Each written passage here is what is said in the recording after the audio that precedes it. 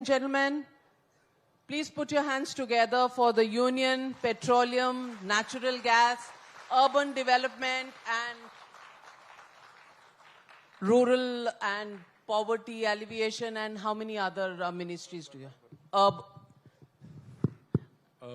Urban Development. हाँ, तो आपने रूरल भी छोड़ दिया। मैंने ये सोचा कि आप सबके लिए मकान बना रहे हैं। ओके। प्रधानमंत्री जी। हरदीप पुरी जी, मैं सबसे पहला सवाल आपसे ये पूछना चाहती हूँ, और मैं खास करके हिंदी में इसलिए पूछ रही हूँ क्योंकि आप जिस मंत्रालय को कंट्रोल करते हैं वो हम सबके जीवन को कंट्रोल करता है, वो है पेट्रोल की कीमतें। और एक बार फिर ये देखने को मिल रहा है कि चुनाव हैं और पेट्रोल की कीमतें बढ़ नहीं रही हैं और सब सुख शांति है।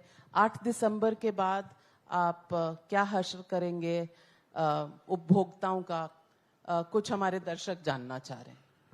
नविका जी,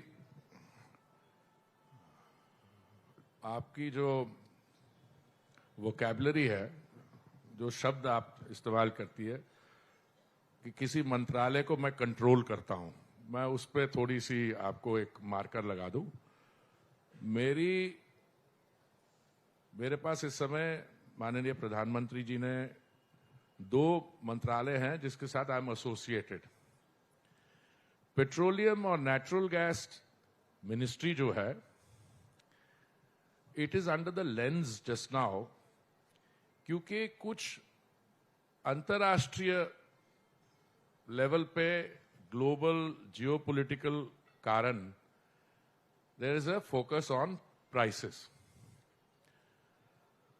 हमारी जो एनर्जी रिक्वायरमेंट्स हैं, 85% जो क्रूड हम कंज्यूम करते हैं, क्रूड ऑयल, देश में इस समय 5 million barrels crude daily consume होता है और 85% वो इंपोर्ट होता है। तो फॉर एनीवन टू सजेस्ट कि we are in a position to control prices, and I will return to this in a minute, the price of petrol at the bunk सुबह से लेके रात तक पेट्रोल बंक पे 6 करोड़ हमारे नागरिक जो हैं अपने 2 व्हीलर्स, 3 व्हीलर्स और गाड़ियों को फिलअप करने जाते हैं। Petrol prices and diesel prices were deregulated in 2014। तो प्राइस कैसे कैलकुलेट होता है? I will only take half a minute. Price at the point of production, उसके साथ आप insurance, freight, exchange rate if you are paying in dollars, refiners margin, dealers margin, और वो होता है। तो आप जो हमारी जिंदगी के बारे में बात कर रहे हैं, अपनी और मेरी जिंदगी और प्राइसेस का इफेक्ट, मुझे थोड़ी हैरानगी हुई आपके क्वेश्चन से। आप ये कह रहे हैं कि प्राइसेस बढ़े क्यों नहीं, तो मैं उसका उत्तर दे देता हूं। नॉर्थ अमेरिका में, अब 1 साल का रेफरेंस पीरियड लीजिए, prices at the bunk petrol की वेंट अप बाय 46%। हमारे यहां सिर्फ 2% इंक्रीज हुई है। गैस प्राइसेस अगर आप देखिए तो जो सऊदी इंडेक्स है, जिसको हम फॉलो करते हैं, उसकी कोई 330% इंक्रीज हुई है और हमारे यहां गैस प्राइसेस बढ़े हैं 23%। क्यों हमने इसको कंट्रोल किया? क्योंकि माननीय प्रधानमंत्री जी ने यह निर्णय लिया था 2021 के नवंबर में और मई 2022 में कि जो केंद्रीय सरकार एक्साइज कलेक्ट करती है, क्योंकि जब मैंने आपकी प्राइसिंग की बात की, आई शुड हैव सेड जो central government imposes an excise duty on top of that और state governments impose a percentage VAT. और माननीय प्रधानमंत्री जी ने जब ये निर्णय लिया तो जो भारतीय जनता पार्टी की सरकारें थी, राज्य सरकारें थी, उन्होंने भी दाम कम कर दिया। इसका ये कैसे हुआ? Centre lost excise. अब कई लोग आते हैं, बुद्धिजीवी व्यक्ति,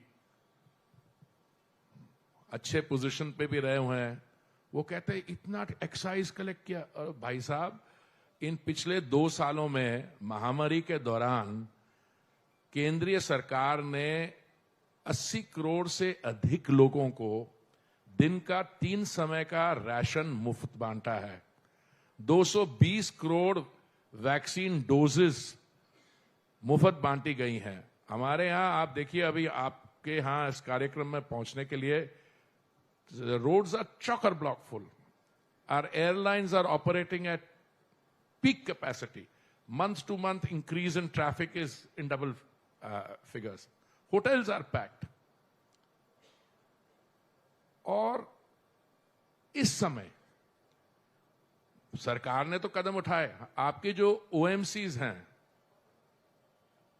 मार्केटिंग कंपनीज, जिनका सरकार के साथ एक रिश्ता है, they took losses. Many of them borrowed at very heavy prices just to keep the price down. So ये प्राइस सबकी कंट्रीब्यूशन है। अगर माननीय प्रधानमंत्री जी ये निर्णय ले लेते कि नहीं, इनको दाम को बढ़ने दो, तो हमारी स्थिति भी वही होती जो कुछ और देशों में है, और मैं किसी देश का नाम नहीं लेना चाहता हूं। So I think anyone who understands the situation should appreciate the political resolve, the quality of decisions taken, और ये हमारी कमर्शियल एंटिटीज ने भी जो कंट्रीब्यूशन की है, उन्होंने अपनी रिकवरी नहीं मीट की। और ये गैस में भी हुआ था, उन्होंने 28,000 करोड़ का उनका नुकसान हुआ, हमने उनके बाद में उनको 22,000 करोड़ हमने दिलवाने की कोशिश की है। इस बार भी उनकी एक्सपेक्टेशन है कि सरकार की तरफ से वो कुछ बेल आउट होगा, वो कोशिश करेंगे हम। बट इसका ऐसा है, ये नेविगेशन जो है, इट्स एन ऑनगोइंग प्रोसेस। अभी ईश्वर की कृपा से international price is a little subdued. यहां पे the economy is booming. There is another large country, अब मैं नाम नहीं लेना चाहता, जिनकी जनसंख्या हमारे से ज्यादा है, उनके शहर बंद पड़े, उनके शहर बंद पड़े। कोई समझ भी नहीं रहा कि आप चाइना की बात कर रहे हैं, आपने नाम नहीं लिया और कोई समझ भी नहीं रहा। ठीक है, I mean these are your words, but other countries also, smaller countries where you can't get energy for the love of money. So मुझे बड़ी खुशी है कि आपका जो थ्रस्ट सवाल का प्रश्न का था, जिसको मुझे मौका मिला टू एंगेज यू मैडम, कि दाम क्यों नहीं बढ़ रहे, तो मुझे पूरा यकीन है कि जो हमारी ऑयल मार्केटिंग कंपनीज, वो आपकी ये प्रश्न सुन के बहुत खुश होंगे, और 8 दिसंबर के बाद बढ़ा देंगे।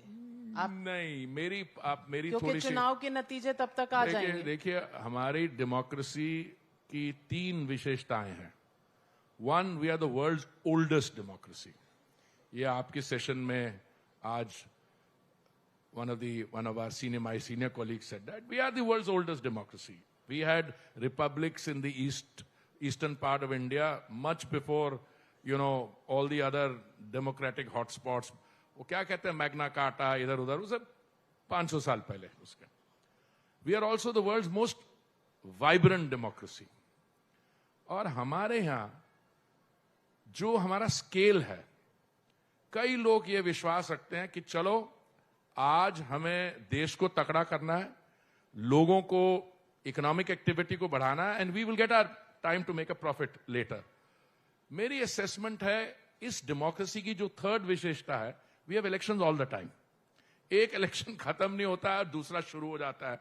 अभी आपके इलेक्शन हिमाचल में हो या दिल्ली में और गुजरात में होने जा रहे हैं, और उसमें ज्यादा टाइम नहीं मिलेगा। सो अगर आपकी ये एनालिसिस है कि अगर आपको 2-4 हफ्ते बीच में मिल जाएं, जब कोई इलेक्शन की अनाउंसमेंट ना हो, तो एकदम दाम बढ़ा देने चाहिए, ऐसा नहीं होता है। मैं बिल्कुल नहीं चाहती आप दाम बढ़ाएं, लेकिन अक्सर ऐसा देखा गया है कि आपकी सरकार ऐसा करती है। लेकिन आप सरकार को क्रेडिट दे रहे हैं, जो दाम सरकार ने एक्साइज कम किया, उसका क्रेडिट तो सरकार को मिलना चाहिए। वो बेचारे OMCs जिन्होंने who behave like good corporate citizen, उनको तो थोड़ा क्रेडिट दे दीजिए.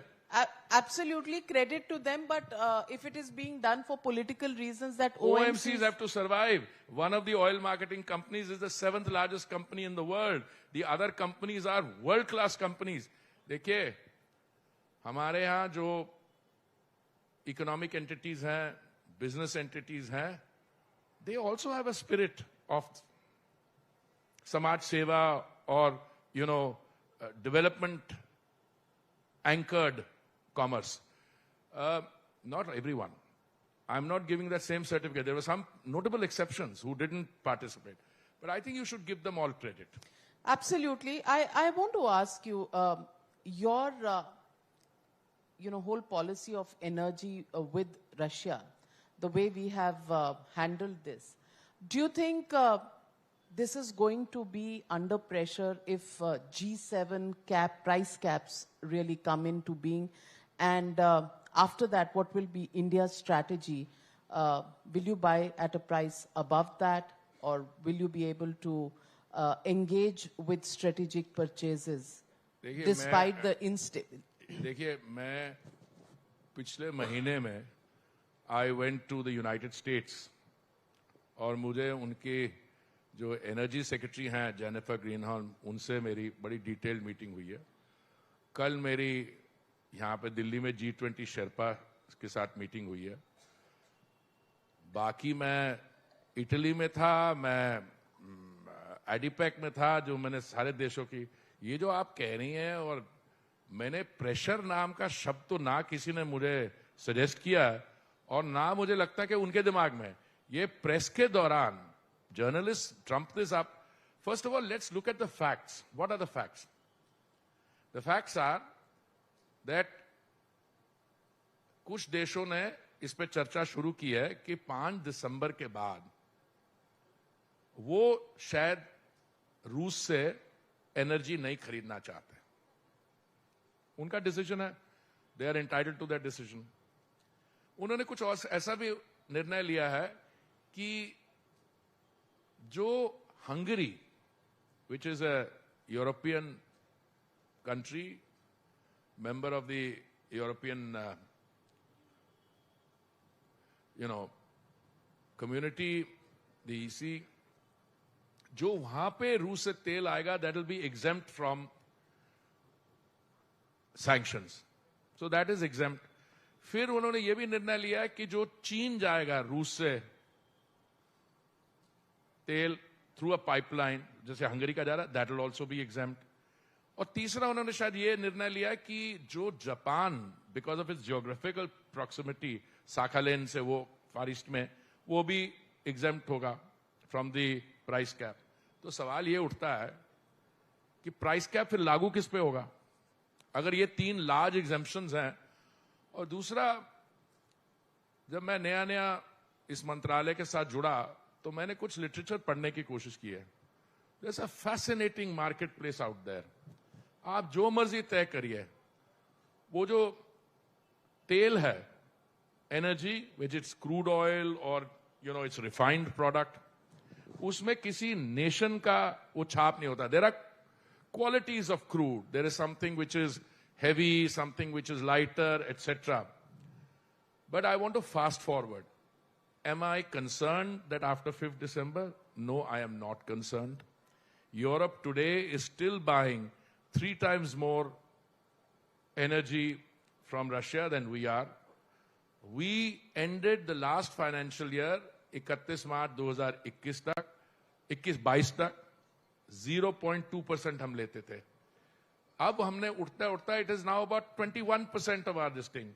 But Russia is still not the largest supplier. इस समय हमारे largest supplier है इराक, और हम 5 million barrel oil, crude oil रोज कंज्यूम करते हैं, जिसमें I think equally between Iraq, Saudi Arabia, Kuwait, UAE 4, और Russia is a newcomer. But देखिए, वी हैव प्लेड, और हम आगे भी हम मार्केट कार्ड प्ले करेंगे. इसका मैं थोड़ा सा आपको एक स्टैटिस्टिक दे दूं. पिछले साल तक हम 27 देशों से अपने एनर्जी रिक्वायरमेंट्स इंपोर्ट करते थे. you know, it has gone up to 39 countries. We have diversified our source. हमारा energy imports United states of America से पिछले साल में 1300% बढ़ा है, पिछले कुछ सालों में।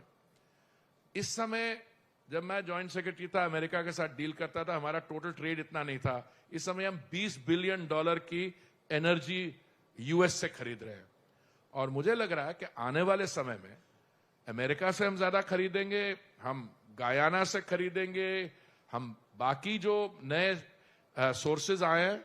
और इस समय चिंता का विषय ये नहीं है कि हमें कहां से एनर्जी मिलेगी, कुछ हो जाएगा, उल्टा है। It is a global challenge, but we have and we will convert this into an opportunity, and I don't foresee any difficulty on procuring energy and securing it at affordable prices. तो हम security भी और affordability दोनों पे we are confident. The Ukraine-Russia face-off and the challenges that you just referred to globally, how do you see that impacting Europe and the Western world in the forthcoming winters? देखिए, you can either make your assessments based on learned commentators from the fourth estate. तो मई में जब मैं गया वहां पे DeVos में, तो उस समय it was very clear कि Europe had decided they were going to take some hard action against the Russians. जब मैं पिछले अक्टूबर में गया, तो narrative had changed. कितना सिवियर है Russian winter, I don't read the meteorological department of the European countries, but मुझे ये आपको बता दो, they have enough gas, so it's not going to be a cold and difficult winter. They have more than enough stocks. Equally, the amount of energy available, there are no glaring shortages. So I think the Europeans have very well managed their own supplies. And I think the Europeans, I was also very interested. This is just discussion, we don't know. वो कह रहे हैं अगर petrol price होगा, crude price होगा $65 और $70 के बीच में, तो गैस का प्राइस जो है, जो अभी 30 है, उसको 90 रखेंगे, क्योंकि उनको गैस चाहिए. सो देखिए, इन चीजों में बहुत फैक्टर्स आएंगे, पर आप देखिएगा इसमें माननीय प्रधानमंत्री जी ने जो हमें पॉलिसी गाइडलाइंस दी हैं और जो उनकी अपनी स्टेटमेंट है, अभी देखिए G20 पे, एनर्जी पे, I am very confident that we will not only manage, but we will convert this to advantage. Mr. Hardeep Puri, चुनाव का मौसम है. हमने जहां आपकी एनर्जी के सवाल आपसे पूछे, बहुत ज्यादा गैस और फ्यूल तो लगता होगा चुनाव के फील्ड में जाने के लिए भी. मैं पूछना चाहती हूं, आमतौर पर बीजेपी के जितने मंत्री हैं इस वक्त सरकार में, उनकी इलेक्शन ड्यूटी कितनी कड़ी होती है? मुझे पता नहीं, आज तो टाइम्स नाउ की ड्यूटी लग रही है. सारे मंत्री तो यहाँ है. अभी स्मृति जी आई हुई थी, दिन में पता नहीं बहुत सारे और भी मंत्री थे. देखिए, ऐसा है, बीजेपी के मंत्री are qualitatively different from the Congress मंत्रीज. बीजेपी के जो मंत्री हैं, they are more in the nature of कार्यकर्तास who have been given some responsibility for a period of time to look at the executive responsibilities of that department under a collective cabinet system. अब मैं क्या बताऊं आपको, मैं travel काफी करता हूं. अभी कई ये जो लो कॉस्ट एयरलाइंस हैं, इनके में फ्रीक्वेंट फ्लायर माइल्स नहीं है, नहीं तो I could have told you कि कितने मेरे क्लॉक हो गए हैं. बट मैं whether I'm traveling to the northeast, to Gujarat, or to Kerala, or Tamil Nadu, it is a very common sight to be sitting in economy class and with limited leg room. पर वो कांग्रेस की culture अलग थी. वो एक व्यक्ति, एक बार उनको जाना पड़ गया तो उन्होंने कुछ कहा कि मैं कैटल क्लास जा रहा हूं. तो देखिए उसमें कितना फर्क है. दूसरा, मुझे नहीं लगता कोई भी हमारा बीजेपी का मंत्री ऐसा हो जिसको ड्यूटी लगे एंड ही डजंट रश. अब I don't want to go into precise details. अब हमारे यहाँ हमारा सौभाग्य है कि जहां पे भी चुनाव होता है, वेदर चीफ मिनिस्टर्स और कैबिनेट मिनिस्टर्स और people on the members of the council of council, they not only go there, they readily go there. मैं आज देख रहा था, मेरे एक सीनियर कॉलीग है, वो दिल्ली की एमसीडी इलेक्शन में रोड शो कर रहे थे. मैंने किया कुछ दिन पहले, और परसों से मैं 5 दिन फुल टाइम करूंगा. So the answer to your question is gas और फ्यूल नहीं. I think it is the energy and commitment which is relevant in terms of how the party machinery functions. But I also want to ask you, आपने एक ही सांस में ये भी कहा कि गुजरात में चुनाव है, हिमाचल में और एमसीडी. म्यूनिसिपल चुनाव पे इतना जोर क्यों? म्यूनिसिपल नहीं, सुनिए, म्यूनिसिपल चुनाव मुझे जो लगता है दिल्ली में कोई भी चुनाव, thanks to this political startup which we had to face and the devastation that they have caused. देखिए, दिल्ली देश की राजधानी है. दिल्ली को माननीय प्रधानमंत्री जी बनाना चाहते हैं into a world class capital.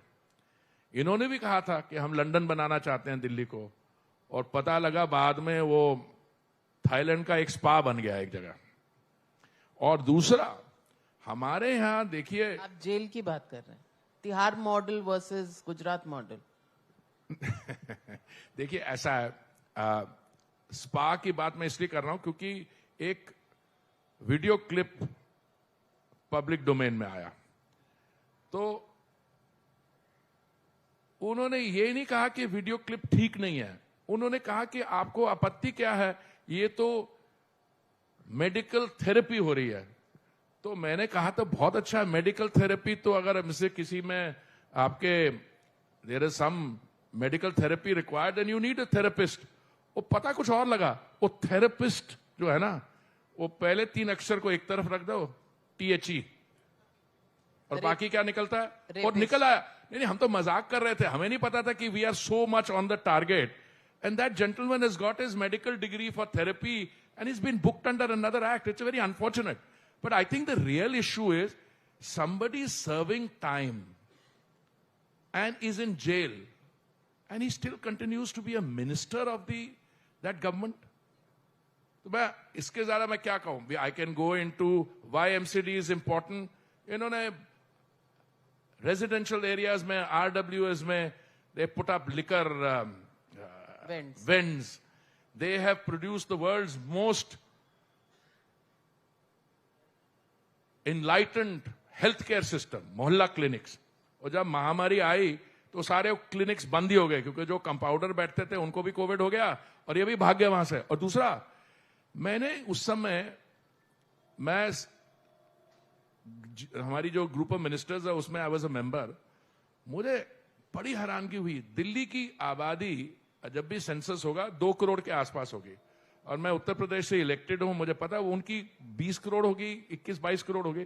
Delhi में ऑक्सीजन डिमांड यूपी से ज्यादा थी. तो इन्होंने क्या नहीं किया, इन्होंने ऑक्सीजन की प्रोक्योरमेंट ऑफिशियली की, फिर they must have ordered it, they must have sold it in the black market. All this is documented.